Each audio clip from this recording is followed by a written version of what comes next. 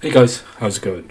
My name is Glonks and welcome back to another episode of my FC25 Southampton Career Mode series. This is episode 10 of season 3, so as always guys, if you did miss anything from this series so far, there are links down in the description below. One of them is to the series playlist, so you can watch everything in this series so far, and the other one is the previous video, so if that's all you've missed, there is a link down below. And also there is a link to my Twitch channel, because I am live streaming these episodes over on Twitch. Recording every single episode that I make will now be on Twitch going forward, so if you are interested in coming and join me live, then there is a link to my Twitch channel. Come over and watch me basically mess up these recordings and just watch the behind the scenes essentially. So come over, the links are all down in the description below. So for everyone who is a regular, you will know that so far this season has been a bit of, well, a very up and down season, and I think it was highlighted perfectly in the first game we played in the previous episode against Brighton. We lost 4-2. We were 2-0 up at half time. Probably a goal of the season contender from Matheus Fernandes, which we will get to in a second. But then we just let it go in the second half and conceded 4 and lost that game. We followed up with a nice victory against Leicester. We beat them 4-0, but we do like beating Leicester, so it was kind of expected to go and win that, and then we did actually lose the next 2 games, but they were both difficult teams to play.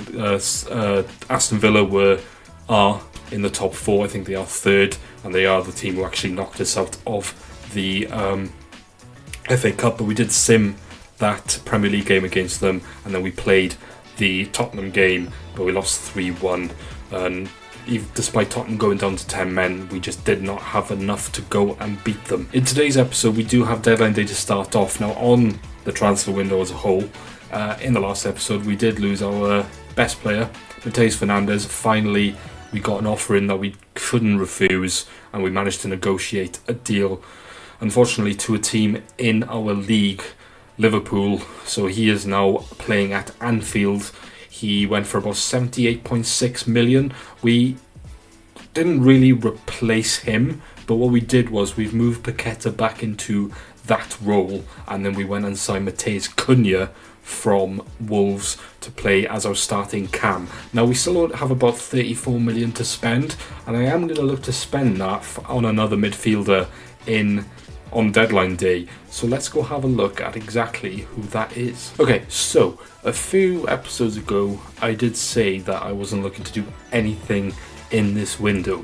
However, we then lost Matheus Fernandes and we got quite a bit of money for him, and we only really spent a fraction of that on Matheus Cunha. So it did mean that we had 33-ish million left to spend, and what we're going to go and try and do is bring a familiar face back to the club. Now we did loan Leslie Okachuku. Southampton actually loaned him in real life in the 24-25 season. We obviously kept him in the first season. We then loaned him back again for the second season. We had a loan to buy actually for him, but in the end I decided not to actually buy him. That was obviously at the beginning of this season. In the summer we decided no, we're not going to go and buy him.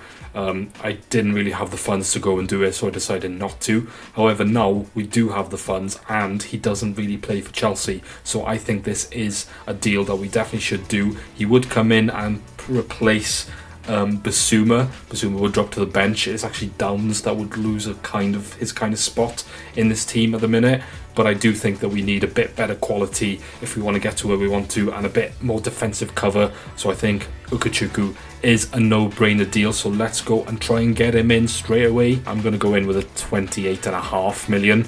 Hopefully they accept that. They want 32, which we can afford, but if I can get him for a little bit cheaper, I'll be quite happy. So I'm going to offer 29, see if they're happy with that. 29.7, I might be a bit more cheeky and actually bring him down to 29.3, just to save a little bit more money. Alright, okay, it's not happening. We'll accept the 29.7 million, so it does look like that Okachuku is heading back to St Mary's. 5-year contract, very happy with that. Going to discard the release clause. Now he's on 105,000 at Chelsea, so we obviously would want to match that. Maybe even give him a bit of a wage increase for joining a weaker side, but Let's see if he's willing to take the 110,000 and 110 all round. He's very happy with that. So there is our final final signing of this season. We're not going to do anything else now, and I'm not really looking to let anyone else go unless it's an offer that we really can't turn down, which hopefully won't come. But there is 10 hours to go. If anything happens, we will cut to it. Otherwise, I'll show you the Premier League table before we play the first game. Well, the first game of the episode, which will be against Newcastle, I think it is. Liverpool seem determined to completely gut me of my team at the minute. They obviously took Mateus Fernandes off us in the last episode, and now on deadline day they have come in for one of our best centre backs. They want to sign him for a fee of 34.5. They've come in with. Board reckon I could get 57. Now we're gonna have to negotiate this. I don't want to. I didn't really want to lose anyone else. But the reason I'm gonna have to is that I just looked at Liverpool's centre back situation, and he would 100% start for them. They've just lost a few of their centre backs. I don't know if they've been taken in this window. I think they had, because I'm pretty sure when I played Liverpool at the beginning of the season, they had some decent centre-back options, but they don't anymore. So, yeah, I'm going to have to negotiate this. I'm going to ask for the higher fee, but again, I don't think 57 is quite I don't think they'll negotiate if I ask for that. So I'm going to ask for about 48. I have identified my replacement, but I won't get into that until it's a definite signing that we're going to have to make. So let's ask for, what did I say, 40... Let's go 47.5. Nope, they do not want to pay it, and that's fine with me because I think that was more than reasonable. So Greaves is staying. Let's advance now, and if nothing happens, then I will show you the transfer roundup before we get into the first game of the episode. Another offer then has come in. One of them was from Fulham for Dewey, which we've just straight up rejected. I'm quite happy with that one. But we've had another offer for Jacob Greaves, this time from Arsenal, who are top of the league, and their centre-back situation is about as dire as Liverpool's. So you can see why both clubs are coming in for a really good centre-back in Greaves, who is 83 now, because they really need to. So we are going to negotiate again with Arsenal, but I'm still going to ask for around about the same price I asked from Liverpool. In fact, I might even just go in and ask for that, because I think it's more than reasonable, especially on deadline day. So we're going to ask for 47.5 from them. If they walk out, it's not my problem. Alright, they're more willing to negotiate, so they've come up to 41.2. Still a little bit off what I'd want. I'd want at least 45, so... But I'm going to go 46. Right, they've come up quite a bit, but the tension is quite high. 45 then, and you've got yourself a deal, Mr. Arteta. Ooh, he does not want to pay the extra 2 million. Well, that's on you, because I still think it was below what I could ask for, so I'm fine with it. Greaves is staying. If they're not going to pay the price, then I'm not going to roll over. At least I've negotiated. I've done what I can, and unfortunately for Greaves, maybe he's not going to go join top of the table Arsenal. Okay, we're into the last hour, and we only had one offer before now. There is an offer that has just come in, but before we get to that, I did reject an offer from West Ham for Aaron Ramsdale.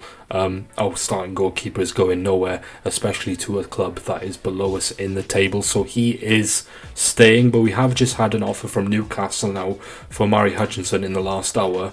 It's quite a big offer, 40 million.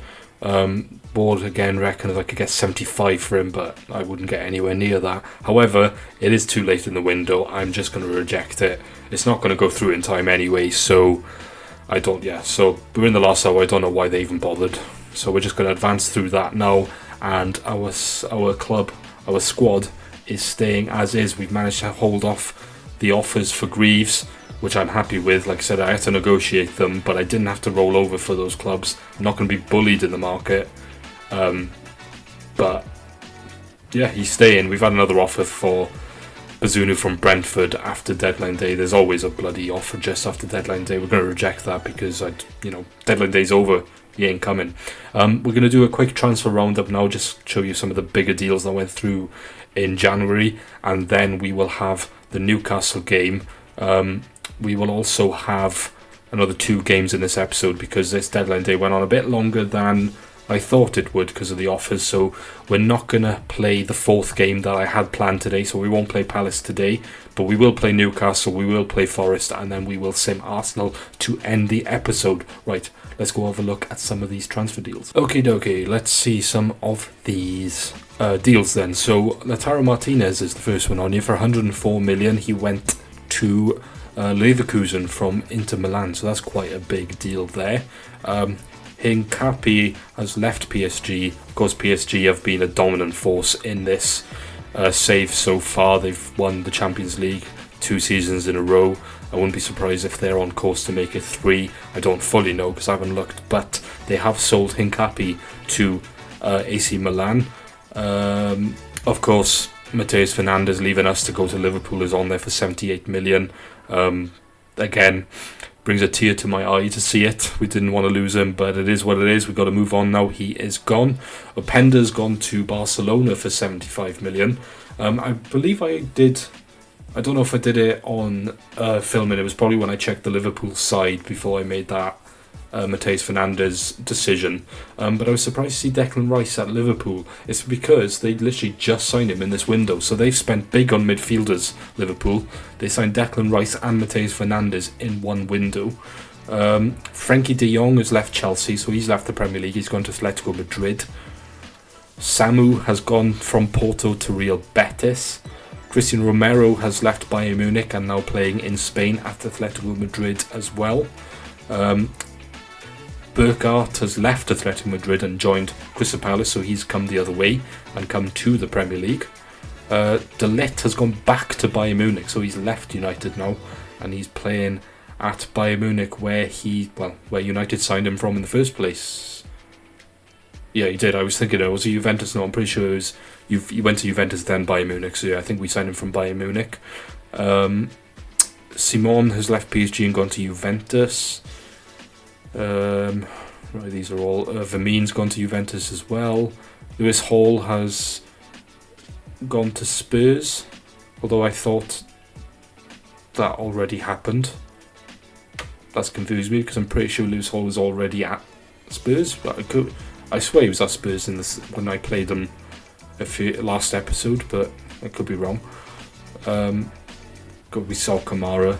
Xerxes has left United and gone to Leipzig. And I think that's probably... Again, there's some more offers here. What I'll do is, obviously Cunha's there. I'll go down quickly to 20 million. If there's anything you're interested in, of course, you feel free to pause.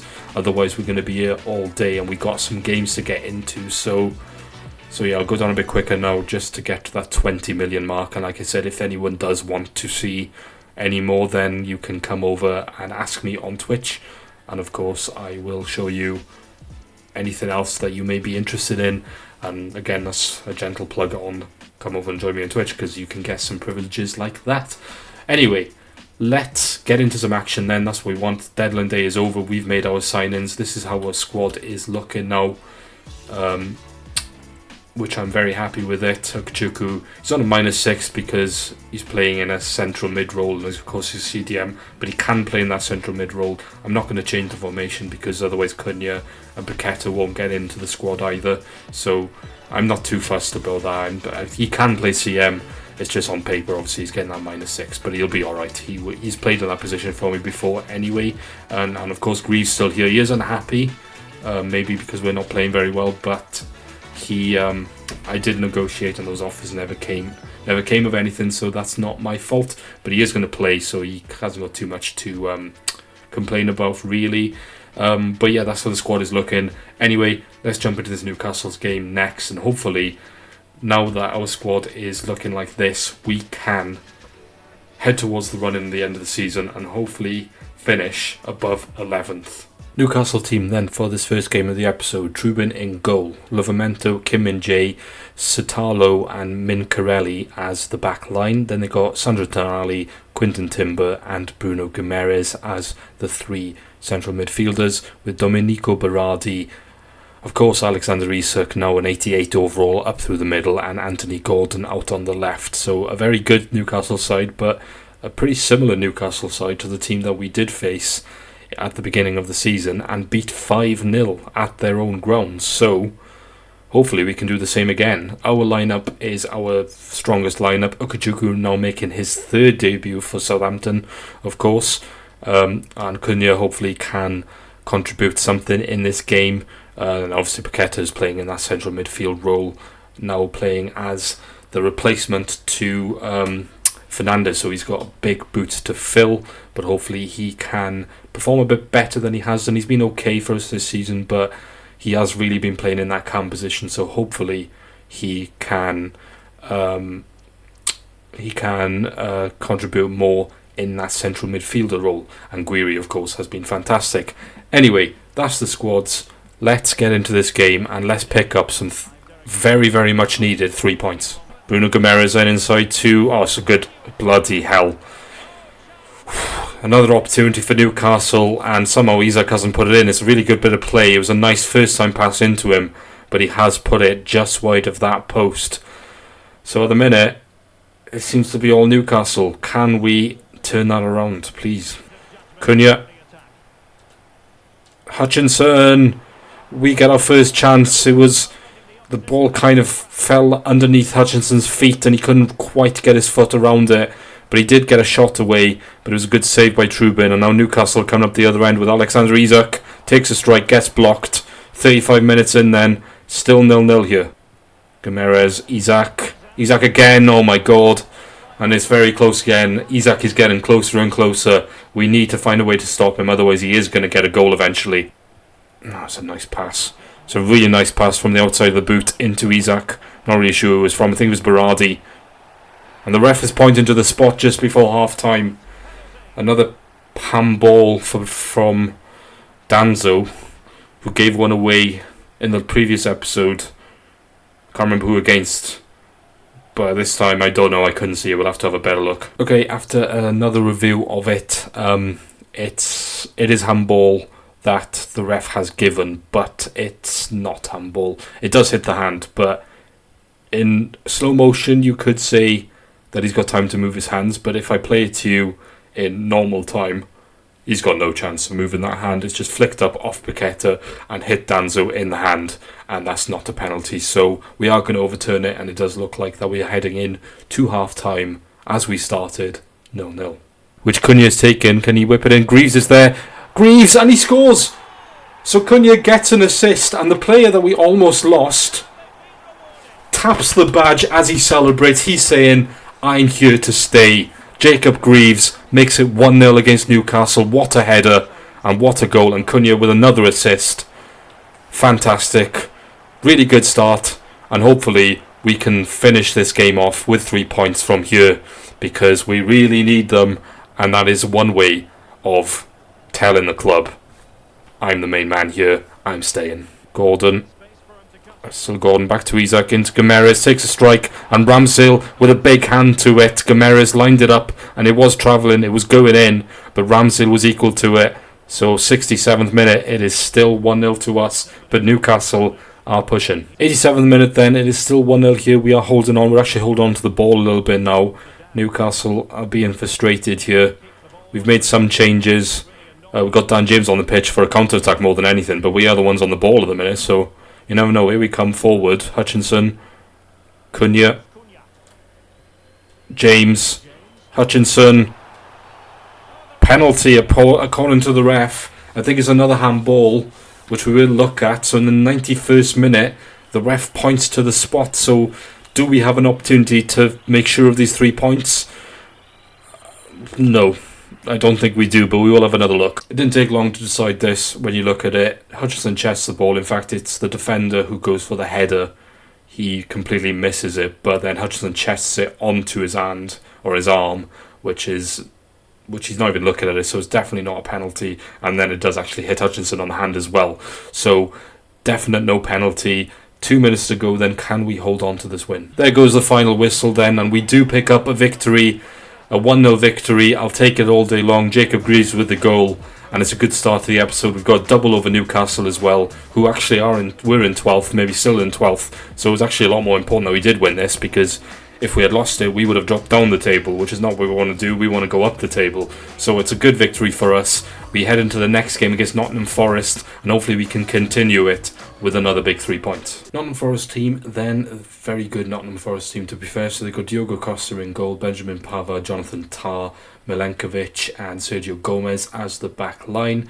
Elliot Anderson and Danilo as the two holding midfielders, with Anthony Elanga, Callum Hudson-Odoi, Morgan Gibbs-White and João Pedro up top. Very good side. They are actually in 12th at the minute, so they're not performing as they should. They got a decent bench as well, with Richarlison and Oscarson, Jota Silva, and a few other decent players. Our lineup is pretty much the same lineup we just played with, except we're going to go with Sarr over Hutchinson. Sarr coming back in, but other than that, it is as we were. So let's follow this up with a good win after that Newcastle win, because this Nottingham Forest side clearly are not as good as they seem, because they are, like I said, in 12th, although that's a really nice ball to start this game off. And lucky enough, the second ball was not as good, although we've given it straight back to them and the shot comes in and it's nowhere near the goal. Anyway, not a ideal start for us. That was a very quick pass, but let's see what we can do. Gibbs-White. Fuck's sake. Still Gibbs-White. Oh, it's a nice pass. And 8 minutes in, Hudson-Odoi makes it 1-0, so we have conceded. And it's not going... Well, it's going exactly how our season's going so far. We win the game, and then in the next game, we just not as good. It's still early days. We still have plenty of time to get back in this game, but it's not a good start. Hudson-Odoi makes it 1-0 Forest. I swear to God, the game at the minute, you win a game, and then the next game, the team just play like they're on crack. Just like that. As I'm saying the team play like they're on crack, and somehow Hudson-Odoi's gone through and scored again. I just can't do anything. Forrest are literally just running at me like I'm fucking... I don't even know. Whatever you can run at easily. I don't know. But anyway, 2-0 Forest, and I'm really annoyed, as if you couldn't tell already. Fuck you. It's not red, is it? Don't tell me that's a red card. Oh, Jesus Christ.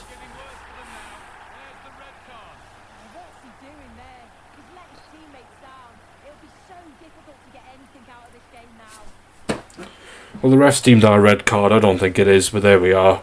Thank you, referee. We're down to 10 men. We're 2-0 down. I'm clearly annoyed. Let's get this game over with, because I have a feeling the game is always going to mean I'm going to lose this game, because Forest are running at me like prime Barcelona. And here they come again with another good pass, and they make it 3. Simple as that. The game really is screwing me over.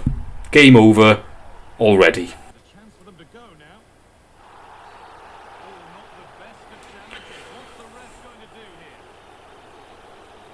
I think I've just put another tackle in. I swear to God, if the ref sends him off for this one as well.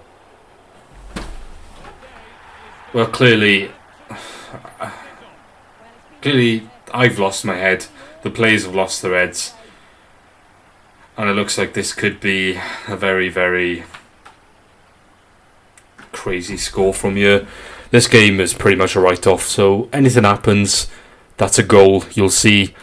If not, then we will get to the final whistle as fast as we possibly can. Gibbs-White, pass into Elanga, good tackle. And the ref's given a penalty now, which just adds to it, doesn't it? Thank you, ref. It is a penalty, to be fair. He's handled the ball. So it is a penalty. I'm not even going to look at that again, because it is a pen. And it's 4-0. Forest, as it's not even half time yet.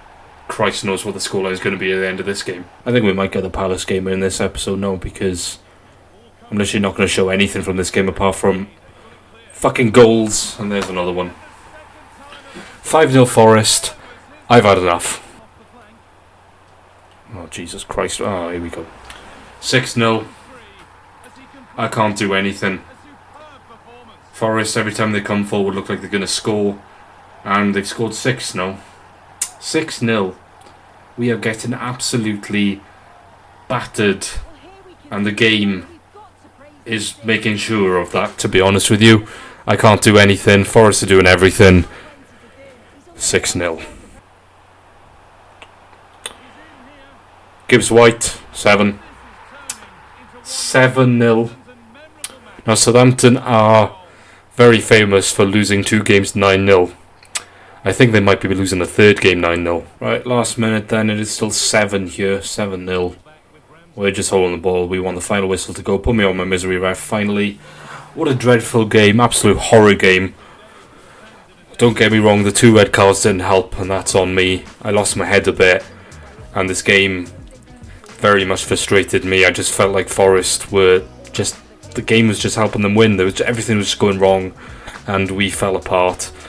Biggest defeat of this save so far, and hopefully the only defeat of that calibre we will have. But we need to move on now. We've got Arsenal next, which we are going to sim, and I may play Palace, although maybe I shouldn't, because clearly I'm not in the right frame of mind at the minute with this game, because that has really pissed me off. Anyway, let's jump into this Arsenal game next then. We are going to sim it, of course, and hopefully we can get a win, but I can't see that happening. Final game of this episode then, a sim game against top of the table Arsenal. I've decided not to play the Palace game in this episode because, quite frankly, me and this game are not getting on tonight after that Nottingham Forest game, so I think it's best if we end it here. But hopefully, I'm not expecting too much from this game, but I'm hoping that we can pull off a shocker in a sim game against top of the table Arsenal. It's, if any time for it to happen now would be great, because my job is not looking very secure at the minute after a up and down season, so let's see what happens. 77 minutes in, then Arsenal finally break the deadlock, and it's from a bounce back off the goalkeeper, rebound goal, which is, you know, of course it is. And it does look like that we are probably going to lose this, and I don't think we deserve to lose this game, but at the minute, it's just how our luck is. It's just not in, and I'm just very worried at the minute that if this continues, then I might not have a job for much longer. And now it's 2-0. Of course it is. Yeah, 2-0 Arsenal, game over, and not great. Not great at all. There goes the final whistle then. 2-0, 2 late goals from Amura, and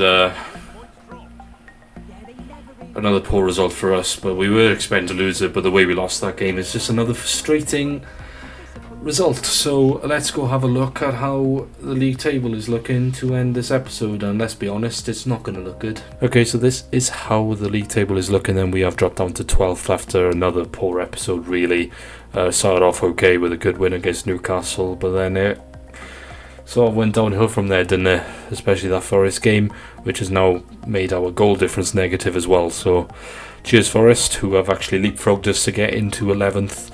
I've complained a lot about being in 11th, but we've gone the wrong way. I wanted to go up, not down, but it is what it is.